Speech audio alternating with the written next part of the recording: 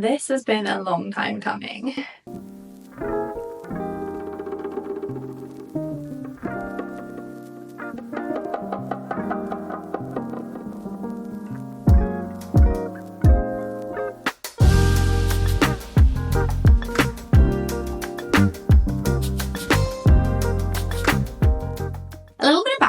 And context before we jump into the video, because I'm about to keep myself really busy for the next couple of months. But basically, we have friends coming to visit us in about 7 weeks, and I've decided to give myself the project of getting everything in the house finished. Well, as much as we can possibly do in 7 weeks finished. I love a good deadline. I feel like for me, this is the best way to get any project done. It sets a fire under my ass, and I really need that right now because our house is completely unfinished. So stick around, subscribe if you haven't done so already so you can see the progress that we're about to make, and let's start on the bathroom. If you've been with me on this channel for a while, you know that when I first got the house, I was on a very tight budget, and I still am. I like to do things on a budget, but I do have a few regrets about some of the finishes that I used in this space. It's all very builder grade, and this is what the bathroom was looking like a few weeks ago. Made a horrible choice of putting grey on the walls. I really don't know what came over me in that decision. I just wanted it to match the tiles on the floor, but that was a bad idea. Anyway, here we are, and I have to atone for my sins. Aside from the grey walls, we have a few issues like this mouldy bath panel, so we do need to replace that. But other than that, I am not ripping anything out of this bathroom because A, we're on a budget, and B, this bathroom, although builder grade, it does have a lot of life left in it, so we're going to keep it. I've done my best to make this space feel cozy and warm and inviting and really upgrade some of the features without replacing the bathroom items. And I gotta say, I'm pretty proud of myself because I believe this came in under £200, and the majority of that money was spent on the bath panel. So let's start at the very beginning when I picked up this guy behind us.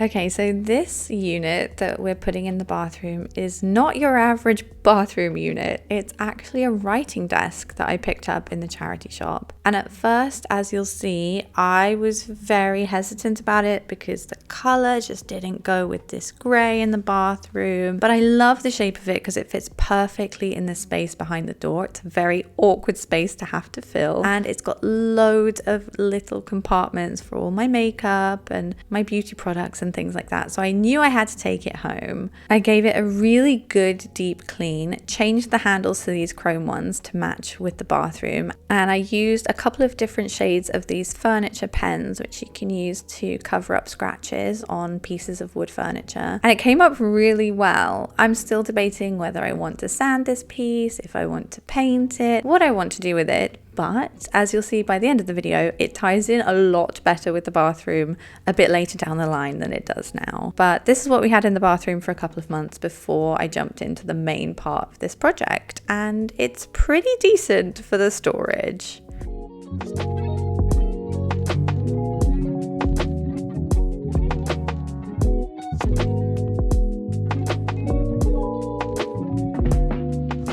I really love this piece. I think it's so practical, it's really cool, very different, and it kind of sets the tone for where I want the bathroom to go next. But of course, I have to tackle that bath panel because that has been there for a while.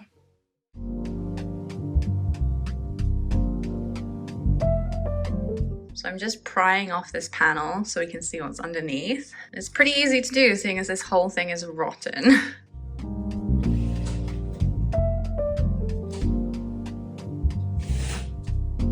Okay, there's like no support structure in there, really. So maybe this should be easy to replace.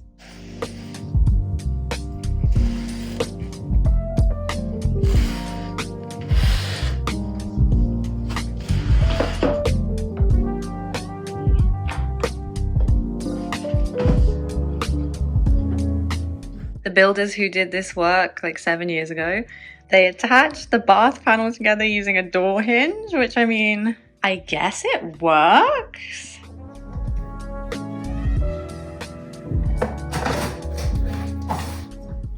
Finally got the bath panel off, and I realized that a lot of the reason that this was so moldy and damaged is because it hadn't been sealed properly when it had been cut to size. I'm guessing that was done by the same builder that used door hinges and random objects to fit this panel together, so I'm not surprised, but I'm not impressed. Anyway, with the panel off, we took this opportunity to clean as thoroughly as we could under the bath, which was well needed because there were lots of little shards of glass under here from when the shower panel was replaced while I was away living in Korea. With that done, it was time to move on to cutting the panel down to size, which I did with a jigsaw outside. And for this, I actually used the old panels to make a template for where I needed to cut for all the pipes and the things by the back near the toilet. And this worked perfectly well. So I will be using that trick again if I ever have to replace this, which I really hope I don't have to do.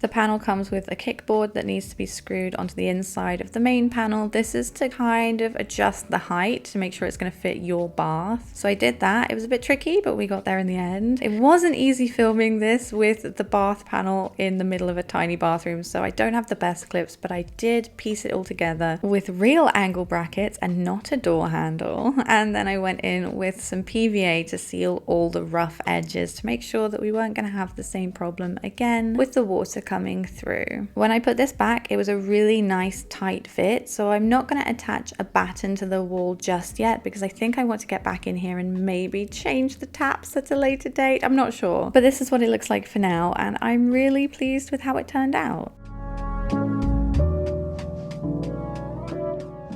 Good morning. Okay, so where are we at? Well, I got the bath panel finished, which took 73 years. We got it done. I wasn't planning on painting this bathroom anytime soon. We have so much to focus on before our friends arrive in the summer, and the painting of the bathroom wasn't high on the priority list. But some projects for me are like a sweater. It's like you see a thread and you start pulling at the thread, and then before you know it, half the sleeve is gone, and then you just have to unravel the entire sweater. Otherwise, you're gonna look weird with only half the sleeve. So randomly yesterday, I decided to start painting the bathroom with some paint that we already had, which is just a completely ridiculous idea because it wasn't even bathroom paint, so I don't know why I was doing that. But it was an itch, I had to scratch it. So I tested the paint, and I realized very quickly after doing a couple of sections that this paint is just too bright white in this room. I've used this color in some of the rooms downstairs and our bedroom, and it's a very nice cozy warm white, but that is the fun of color theory. It really depends on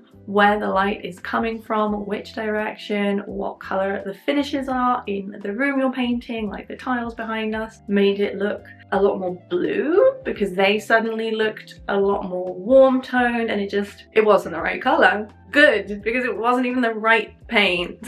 I hate it. There's also a hairline crack on the wall that I've just painted over while I have this existential crisis. I don't like it. So I found a bunch of tester paint pots downstairs and I tested them on the wall, not really thinking much of them, but then both Hayley and I found one that we really like. I think I'm leaning towards the one at the top. This one right here. I wanted to come see. Okay. I'm leaning towards the one on the top. You heard me say that. But I really am. I think the one on the top. Yeah, me too. That one's too yellow, that one's too grey. I was gonna say that one's too yellowy. Yeah, it looks very green in person, and that's very grey in person, but the one on the top grey is in the middle. Yeah, it's nice and cream. Yeah. Okay, bye. Bye. Okay, well, Hayley said it best. That one looks better with the tiles and it's nice and warm, and I think we'll end up going for that one then. This one was Slipper Satin by Farrow & Ball, and we decided to run in the pouring rain to B&Q to get a big tub of bathroom paint matched to this colour. Unfortunately, they didn't have the right finish in the Farrow & Ball colours, so I got it mixed at Valspar. I came home, I put it on the wall. The colour is not the same. It is so far from being the same colour. It is a wildly different colour, but surprisingly, we both love it. So really warm, creamy, buttery white. It's so cozy. It's almost like a rebranded Magnolia. I love it.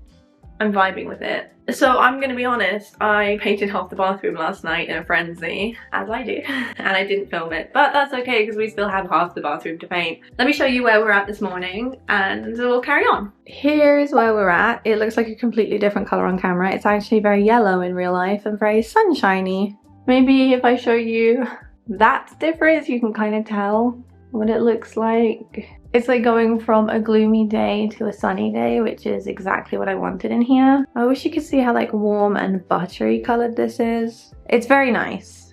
Just have to trust me. I have a few touch-ups to do over here and this wall I need to redo. And then we're gonna do the whole of this section up at the top. And over here, we have loads of plugs in the wall that I'm gonna take out before we start painting. I don't know why I left these. Actually, I do know. I just wanted to start painting and I decided these would be tomorrow's problem and tomorrow is now today. So we're gonna deal with those, do another coat, and then again, get this top section. So let's get started.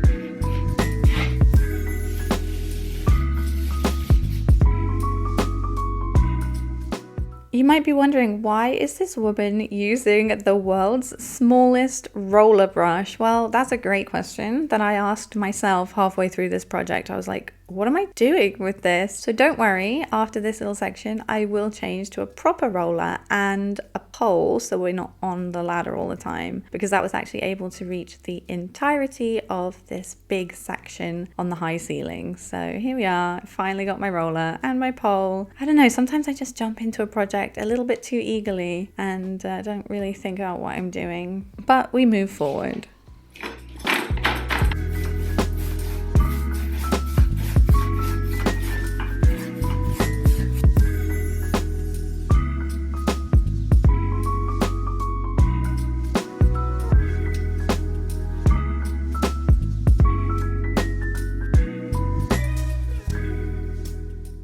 Welcome, we're back. It's another day and I've got a ton of different projects that I'm going to try and achieve in here. I want to do something with the shower panel to make it look a little bit more interesting. I really love the look of fluted glass, but I know that this is probably just a trend that's going to cycle in and out, so there's no point me investing in an entire shower panel that's made out of fluted glass. So I'm going to DIY it, and when I inevitably don't like it anymore, I can just take it off. I picked up this window film online. I got 2 rolls of it just to make sure that we have enough to do this project, and if we have too much, maybe I can stick the rest of it on the window. If not, then at least we've done one project.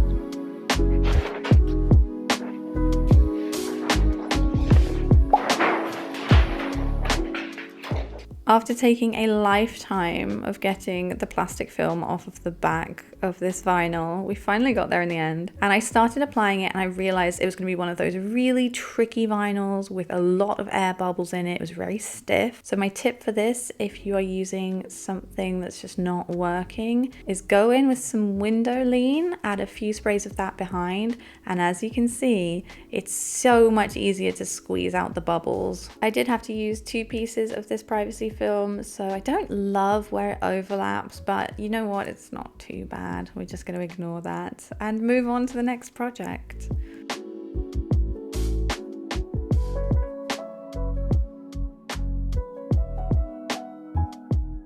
So the next thing I would like to try and attempt is something with tiles above the basin. Currently we have a set of 6 large tiles above the sink, and this is how it was installed when I first did the bathroom. I didn't think there were any leftover tiles, and I'm pretty sure they've been discontinued by B&Q, But when I was clearing out the shed the other day, to my surprise, I found 9 extra tiles. So we're going to use them above the sink.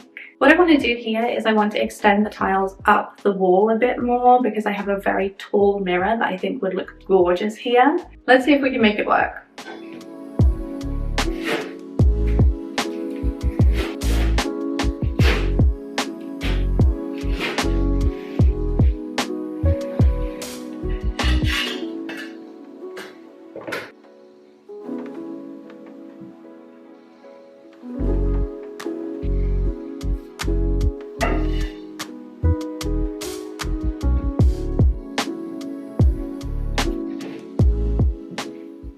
This was actually such a fun project, and I hope this is going to kickstart my journey into doing more tiling around the house. Now that I've got the confidence to do an easy project like this, I can step up my game and do some tiling with some more cuts and like intricate shapes and stuff like that. But yeah, this is so simple. And while that was drying, I had to leave that 24 hours. I decided to install my lights. So these are sconce lights, but we are not hardwiring these today. Oh no, we are doing what could be a rental hack, but it's just a hack in general. I am adding these straight to the wall with the screws that are provided. No hard wiring necessary because we're going to use a different light bulb with these.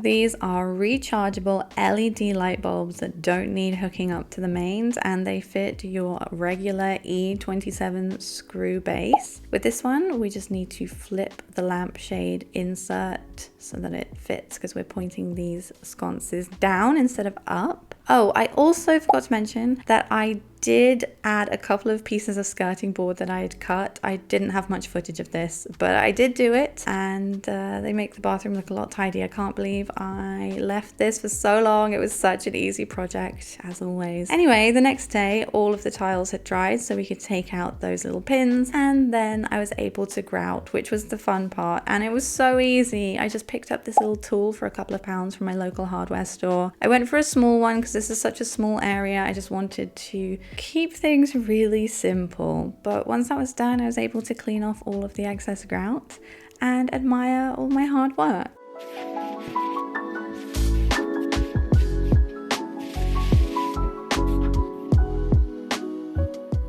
Hey everyone, next up I'm going to put up some curtains. So I'm going to use this curtain rod. I found this at the charity shop for £3. Best place to find curtain rods is the charity shop. It is missing one of the end caps, but that's okay because I absolutely hate these ones. So I'm going to unscrew that, and I found these handles which are actually drawer pulls, and I'm going to put them in here instead. Fingers crossed they'll go in. I might have to use a little bit of glue to make that work, but this should look good.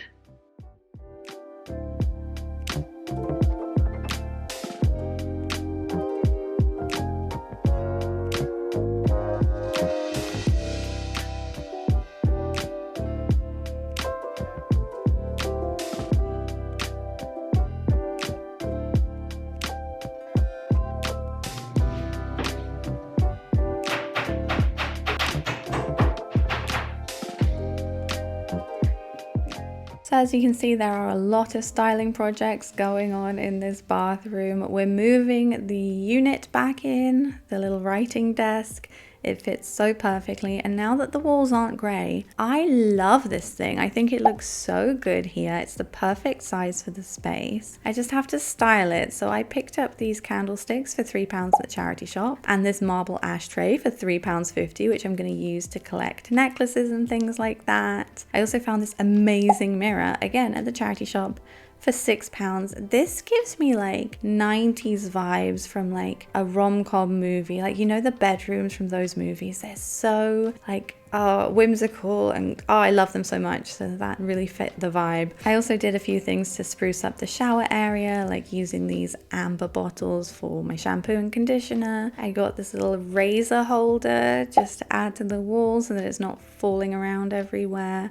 Makes it really simple, just grab it whenever I need it. And then we've also got this squeegee for the glass panel because it gets so dirty with the lime scale, so I put that one up as well. And this is what the bath is looking like. So much better, cleaner, tidier, a lot less cluttered. Now it's on to the main event, my pink mirror. If you have been here for a while, you know the saga of this pink mirror.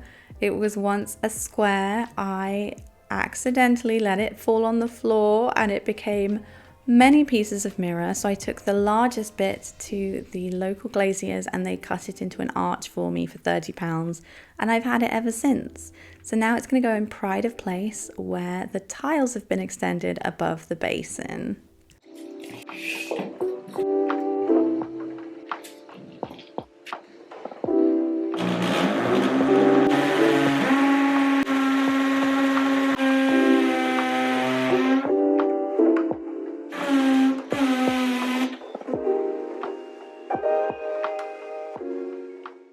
To fit the mirror in place, I'm using these mirror clamps. They're the round ones. They're just like little brackets that have a screw attached to them, so they hold your glass mirror in place. You can get these at any local glass shop, or you can probably find them online somewhere like Amazon as well. I will say it's at this point that I realized that one of my screws was ever so slightly wonky, which is something that you can't undo once you've screwed into tiles. So we're just going to ignore it. Please ignore it. Thank you.